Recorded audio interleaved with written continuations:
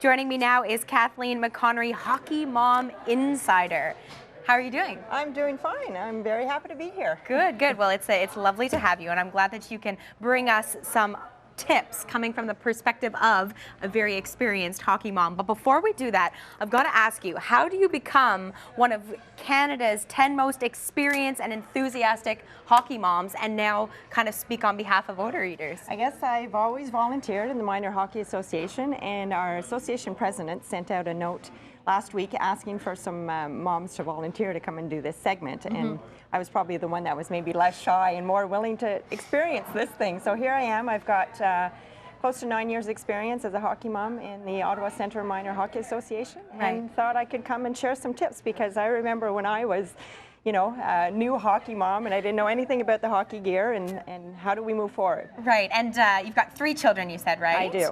And 10, 14, 16? That's right. So have they been playing since they were young? The boys have been playing since they were 7, and my daughter only played for 1 year, and she's moved on to different sports. Okay, Yeah, all right. So 2's enough. All right, so if anybody is well versed in the realm of hockey mom-ism, it would be you. So what tips are we talking about today? Okay, well, we're talking about, I've kind of put it down into 3 areas for tips, and I think back to my first years and how, trying to get involved in the hockey, and I've been a manager for many years. So I feel that I've experienced lots of different areas, but the first tip I want to talk about is the routines with the kids. And when the kids are young, ours started when they were 7, but sometimes they start when they're 5 and 6, and really showing the kid how they have to take ownership of their gear and how they need to put their gear on it. Because for me as a mom, I never played hockey, so I didn't know how to do that. So showing them how to do it, there's an order to put it on. You obviously can't put your skates on before you put the pants on, etc. Okay. So we've learned over the years. Get them into, you've got early morning practices when it's the little ones, so show them how to do it. Get the oatmeal ready the night, get the bowls ready the night before, put the coffee machine on with the timer, and get the water bottles ready. Do as much as you can, because 7 a.m. practices are hard. Okay. And and show them how to get into that routine and doing it themselves. Let them take the ownership of the gear when they come out. When they come home from the rink, they need to put their gear away. Hang that stinky equipment out. I was always guilty for leaving mine in the bag, and it was not a joy to bring it out for my next practice or my next game. So the importance of being prepared, planning ahead, sticking to that routine in the morning, dressing yourself in the change room.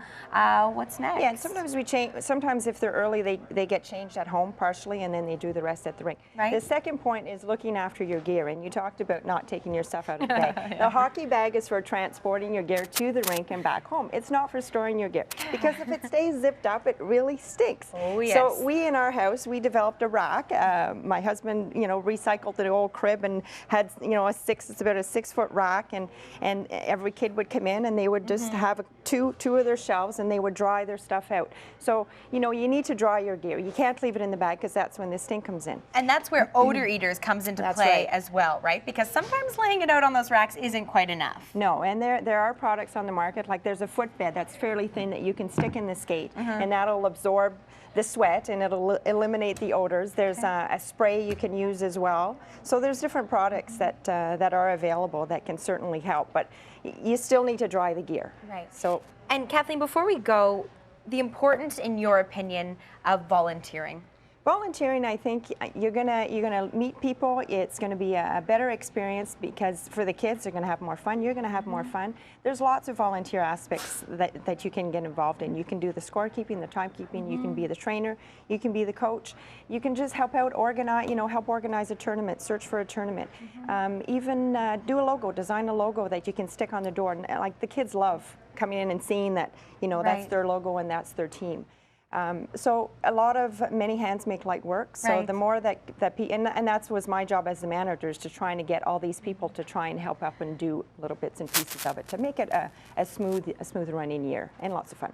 Plus, it's nice when parents are involved and volunteering, because just because it's a team sport doesn't mean that the children are just spending time with their peers. This is a chance for you to be involved with what your kids are doing and spending more time with them, and really having a handle, a grasp of what's going on in that game. It's a pleasure to meet you. Yes, well, thank you. Thanks a lot for coming in with us today. Now.